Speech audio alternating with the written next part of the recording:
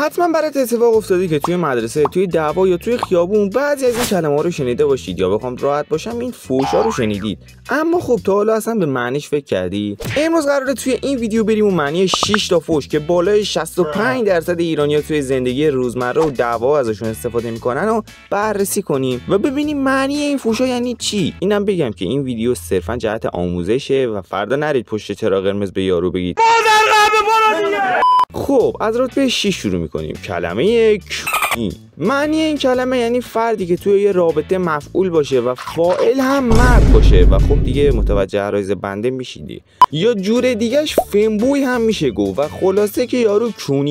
رتبه 5 کلمه حداده. این کلمه رو بیشترتون معنیشو میدونید ولی خب معنیش اینه که فرد حاصل یه رابطه نامشروع زنا بوده و فرد طی رابطه حرام به وجود اومده و خب معنی این کلمه رو میشه به کسی گفت مثل.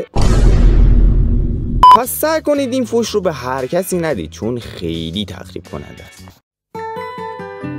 رتبه 4 کلمه مادرزاده. این کلمه کلا جزء پایه و اساسی دبیرستان و هنرستانه و اصلا غیر از جنبه دعوا حتی بین رفیقا هم رد و بدل میشه. شاید باور نکنی ولی مثلا سلام کردنشون اینجوریه که دو نفر به هم میرسن و میگن چطوری مادرزاده؟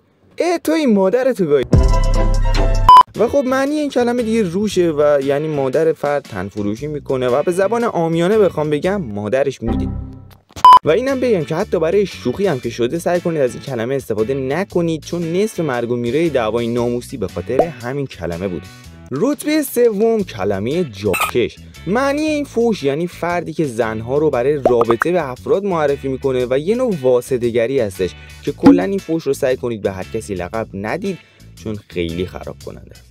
رتبه 2 کلمه پدرسگ. این کلمه رو از رفیق گرفته تا خود فامیل تو بچگی شنیدی که بهت میگن پدرسگ که خب هم توهین میشه گفت هم یه نوع شوخی ولی معنیش خیلی ساده است. یعنی یا بابات سگه یا تو سگی بابات هم سگه یا کلا همتون حیوانید و بی‌ارزشید که به هر حال این کلمه بیشترین استفاده رو بین فوش ها داره.